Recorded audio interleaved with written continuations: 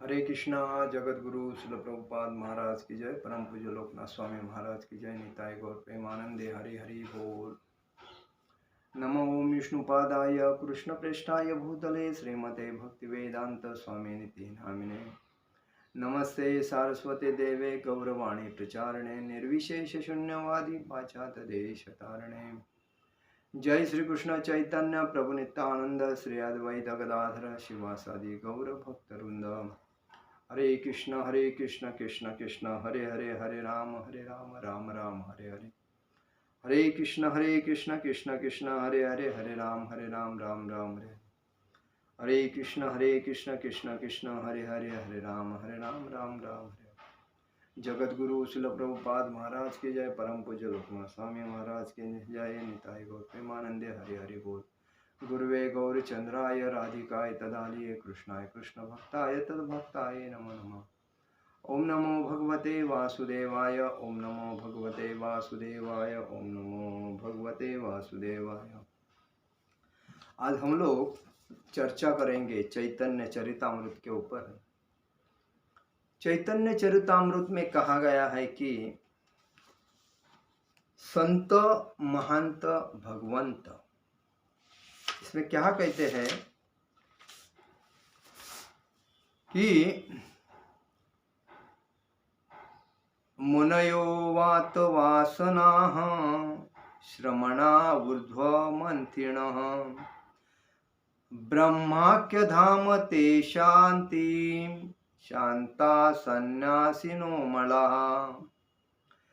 मुनयो वात वासनाः श्रमणा ऊर्ध्वमन्थिनः ब्रह्माख्यधाम ते यान्ति शांता सन्यासिनो मलाः। अनुवाद है, वे नग्न साधु तथा सन्यासी जो कठोर शारीरिक तपस्या करते हैं, जो अपने वीर्यों को मस्तिष्क तक उठा सकते हैं, ऊर्ध्वरेता बोलते हैं उसे, तथा जो ब्रह्म में पूर्णतया स्थित है, वे ब्रह्मलोक नामक मंडल में निवास कर सकते हैं। तात्पर्य में भगवान शिल प्रभुपाद लिखते हैं, शिल प्रभुपाद महाराज की जय।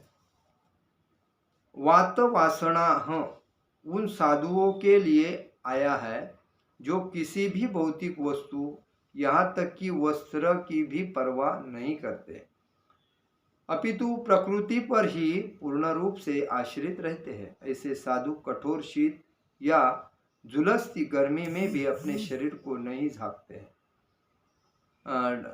वे शरीर के कष्टों से दूर नहीं रहने के लिए महान प्रयत्न करते हैं और वे द्वार द्वार जाकर भीख मांगकर जीवित रहते हैं। वे जाने या अनजाने में भी वीर्य खलित नहीं करते।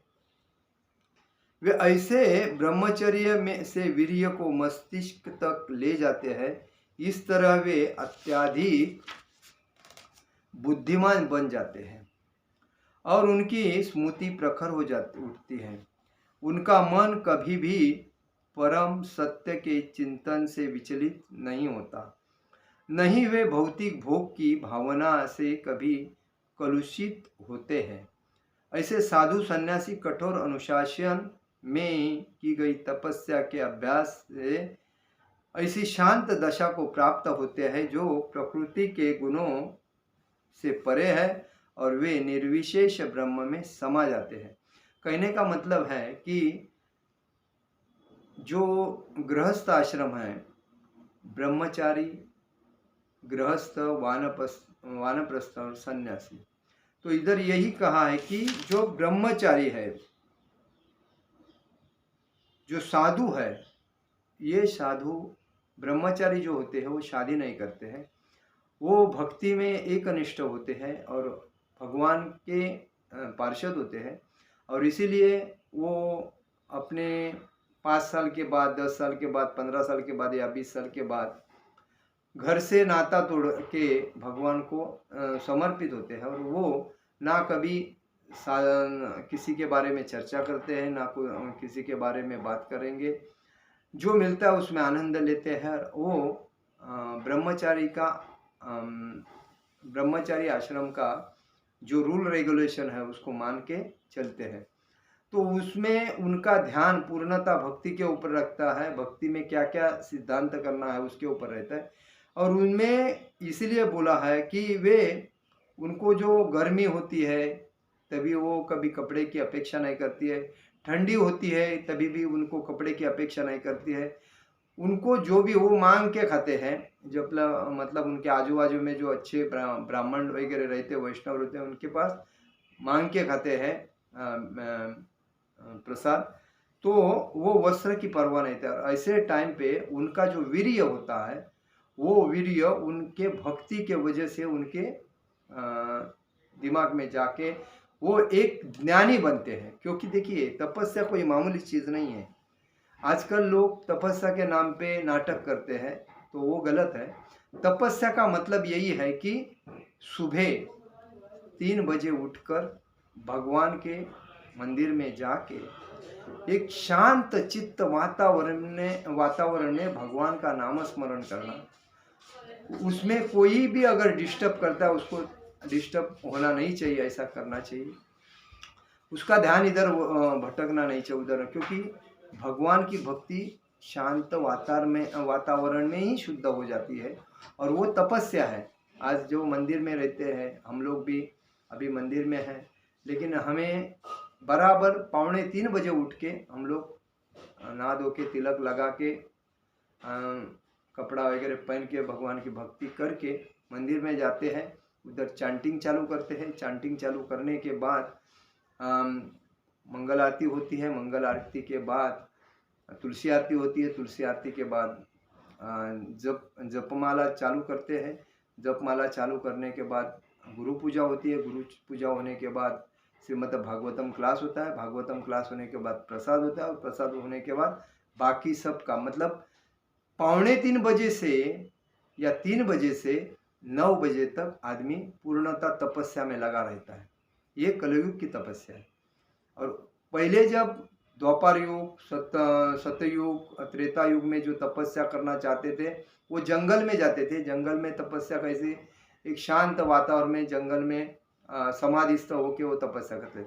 लेकिन कलयुग में 550 साल पहले जब चैतन्य महाप्रभु आए तो बोले कलयुग में तपस्या करना एकदम सिंपल है। कैसा है, सुबह जल्दी उठो, भगवान का नाम स्मरण करो और जो हरे कृष्ण महामंत्र का जो संकीर्तन है यही मुख्य तुम्हारा तपस्या है।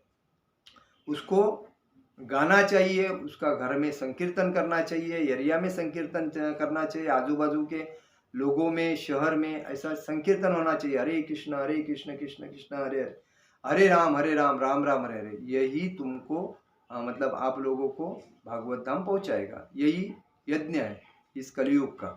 तो इसी वजह से ये तपस्या महत्व है। और 50 साल के बाद आदमी ने घर में नहीं रहना चाहिए। उसने सीधा कोई मंदिर पकड़ना चाहिए, कोई ब्रह्मचारी व वानप्रस्थ आश्रम पकड़ना चाहिए, भक्ति करना चाहिए। मेरे को कोई देखेगा नहीं देखेगा। 50 के बाद तुम उतारते उम्र में जा रहे हो। चढ़ते उम्र 1 से 50 तक चढ़ता उम्र था। 50 के बाद डाउन अभी 55 होएगा, 60 होएगा, 65 होएगा, 70 होएगा, आपको थोड़ा मालूम है, कभी भी डूब हो जाएगा। तो इसी वजह से आपको भक्ति में होना जरूरी है। भक्ति 5 साल के बाद तुरंत पकड़ना चाहिए बच्चों लोगों को। जो भक्ति में बच्चा रहता है उसको तकलीफ कभी ज़्यादा नहीं होती है, क्योंकि उसका लाइफ एकदम भगवान के आशीर्वाद पे चलता है। और इसीलिए कहा गया है कि जो साधु होते हैं वो कठोर शीत या झुलसती गर्मी में भी अपने शरीर को नहीं ढकते। वे शरीर के कष्टों से दूर नहीं रहना चाहते हैं। वो महान प्रयत्न करते हैं कि वे द्वार द्वार जाकर, मतलब वो तपस्या के लिए महान कष्ट करते हैं। वो घर जाकर वो भीख मांगकर जीवित रहते हैं। वे जाने न या अनजाने में वीर्य रखलीत नहीं करते। मतलब जाने अनजाने में कभी सपना दोष हो या कोई कुछ गलत तकलीफ हो तो उसके उस शरीर से उसका वीर्य बाहर नहीं जाता है। आजकल कभी कभी लोग बोलते हैं मेरा रात को ऐसा हो गया यार, प्रॉब्लम हो गया, फिर पैंट गिल्ली हो गई, ऐसा बोलते हैं। तो इसका मतलब उसको अशक्तपना आ जाता है। उसका भक्ति मतलब देखो, हम लोग जो देखते हैं वो दिमाग में आता है सपने में, और बाद में उसके साथ हमारा मिलन होने के बाद हमारा प्रॉब्लम होता है, वीर्य बाहर निकलता है। तो ऐसा भी कब होता है, जब हम भक्ति से थोड़ा अलग हो जाते हैं तभी। तो हमें भक्ति से अगर अलग नहीं होना है और एकनिष्ठ भक्ति करना है, तो कितनी सुंदर स्त्री देखने दो, कितना कुछ गलत वीडियो आने दो, हमें अपना चल विचल मन नहीं करना चाहिए।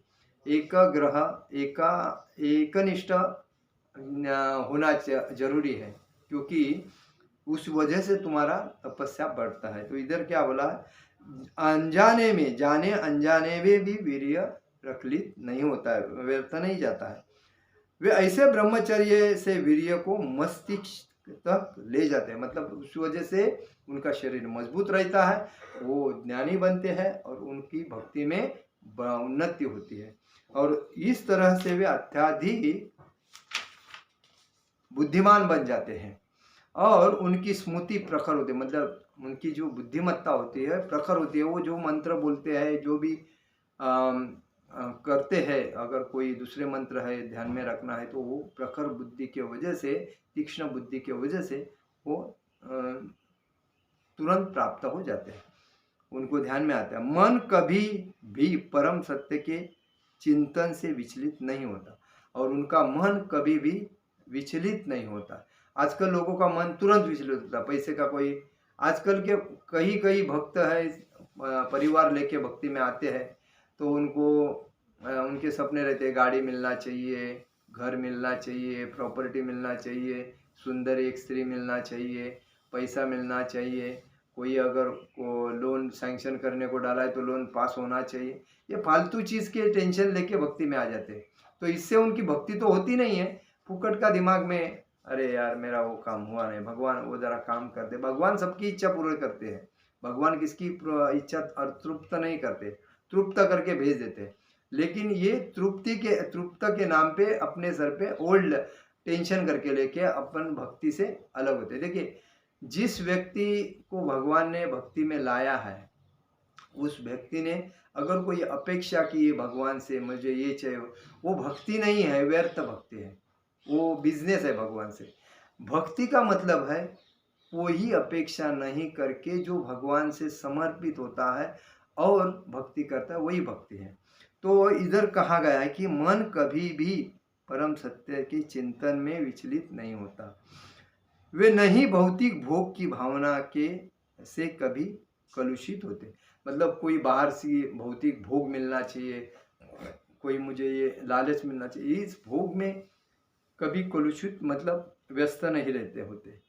ऐसे साधु सन्यासी कठोर अनुशासन में की गई तपस्या के अभ्यास से ऐसी शांत दशा को प्राप्त होते हैं जो प्रकृति के गुणों से परे होते हैं और निर्विशेष ब्रह्म में समा जाते हैं।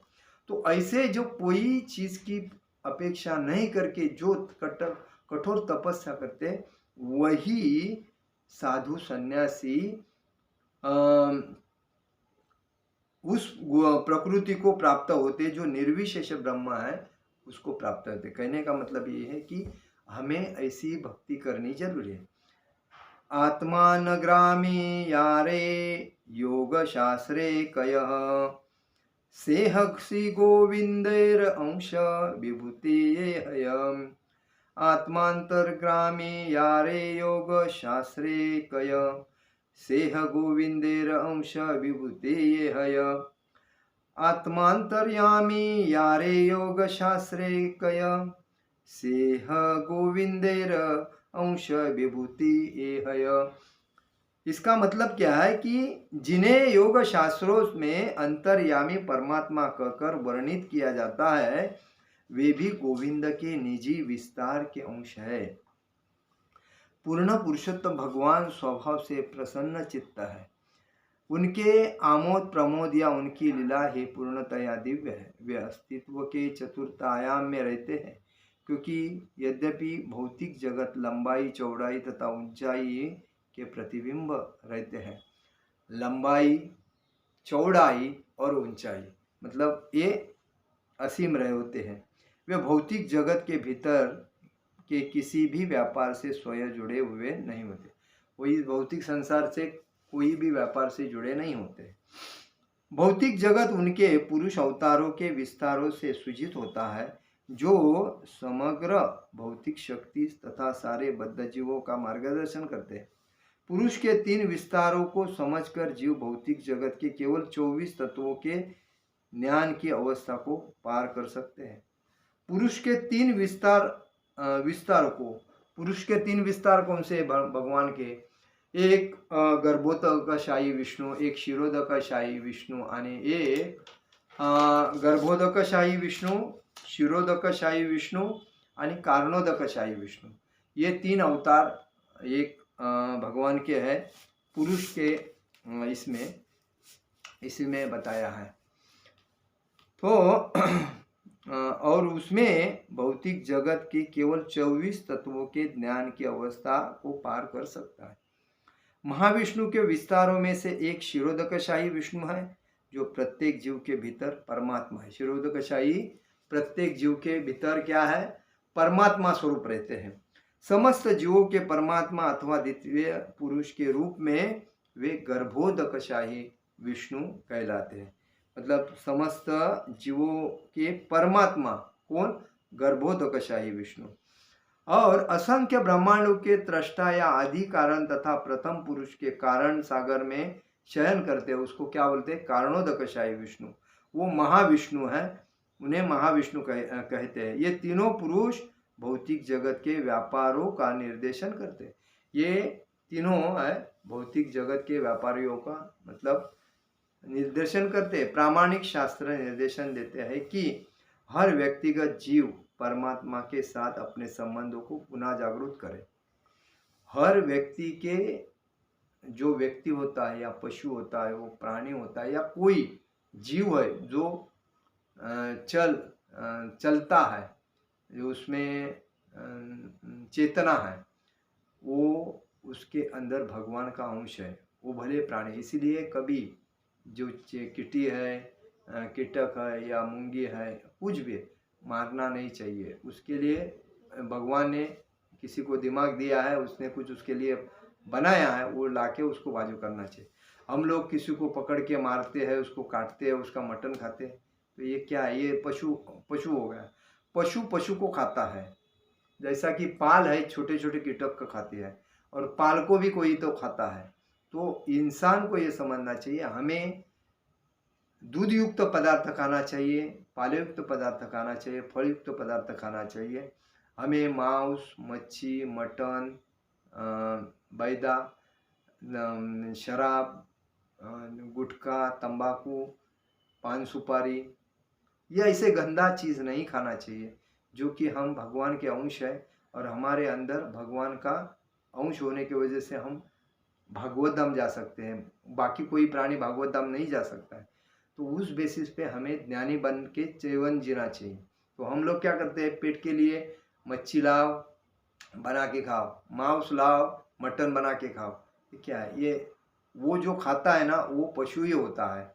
वो मनुष्य जीवन में वो पशु जीवन है, तो इसलिए उससे लंबा रहना जरूरी है। तो इसलिए कहा गया है कि जागृत करे कि परमात्मा के साथ परमात्मा के रूप में जाने जाने वाले पुरुष से संबंध स्थापित करके भौतिक तत्वों के प्रभाव का अतिक्रमण किया जा सकता है। जिस किसी ने सूजन की प्रक्रिया की जटिलताओं का भला भांति अध्ययन किया है, वह बड़ी सरलता से जान सकता है कि ये परमात्मा परम पुरुष श्री कृष्ण के अंश है। मतलब ये जो हमारे शरीर के अंदर है, कारणोदकशाही विष्णु, शिरोदकशाही विष्णु और गर्भोदकशाही विष्णु, शिरोदकशाही विष्णु, कारणोदकशाही विष्णु, ये एक्चुअली परमात्मा के रूप है। और परमात्मा के रूप में हमारे शरीर में अंश रूप में है। और इसीलिए हमें समझना चाहिए हम मनुष्य हैं। मनुष्य के 4 लाख योनि है, 4 लाख प्रकार है। तो 4 लाख प्रकार में मनुष्य जो भगवान विष्णु की सेवा करता है, भगवान श्री कृष्ण की सेवा करता है, वही श्रेष्ठ मनुष्य प्राणी है। अन्यथा जितने भी मनुष्य है उसमें मांस खाने वाले अलग अलग, वो मनुष्य प्राणी में श्रेष्ठ नहीं है, वो डाउन है। जो कृष्ण की भक्ति करता है, विष्णु की भक्ति करता है, वही एक नंबर का श्रेष्ठ व्यक्ति है। उससे आगे कोई ना पद है, ना उससे श्रेष्ठ कोई है। इसलिए सबसे श्रेष्ठ भगवान श्री कृष्ण का भक्त, उसे वैष्णव कहते हैं। ब्राह्मण से भी श्रेष्ठ जो वैष्णव, जिसके माथे पे तिलक है, वो अगर रास्ते में कभी भी दिखता है ना, तो प्रथमतः उसको नमस्कार करना जरूरी है, क्योंकि वो भगवान की भक्ति हमेशा करता है, सुबह से लेकर शाम तक। और जो तिलक लगाता है वो भक्त होता है। जो तिलक लगाने के बाद धंधा करता है, चीटिंग करता है, लूटता है, वो भक्त नहीं होता है, वो तो नाटक करता है। वो तो समझ में आता है। और ऐसे लोगों को हमें उस बेसिस पे चलना चाहिए कि अच्छा कौन है, बुरा कौन है। तो यही बात है कि हम मनुष्य जीवन में एक वैष्णव है, और हमें हमारा सिद्धांत है कि भागवत धाम जाना। तो उस बेसिस पे हमें भक्ति करना जरूरी है, और भक्ति में ही हमें यश प्राप्त मिलता है। भक्ति से श्रेष्ठ ना कोई पद है, और ना कोई भी चीज़ है भक्ति से श्रेष्ठ। इसीलिए सबसे श्रेष्ठ कौन है? भक्ति है। और इसलिए कहा गया है कि जो भक्त होता है, ना कभी किसी की निंदा करता है, ना कुचेष्टा करता है, ना लोभ करता है, ना अहंकार करता है, वो शांत रहता है, भगवान का नामस्मरण करता है, भगवान के नामस्मरण में अपना जीवन आनंद बिताता है, वही भक्त है, भगवान को प्यारा होता है। आज का मेरा प्रवचन यही समाप्त करता हूँ। हरे कृष्ण कृष्ण कृष्ण हरे हरे, हरे राम राम राम हरे। जगत गुरु श्रील प्रभुपाद महाराज की जय। परम पूज्य लोकनाथ स्वामी महाराज की जय। निताई गौर प्रेमानंदे। हरि हरि बोल।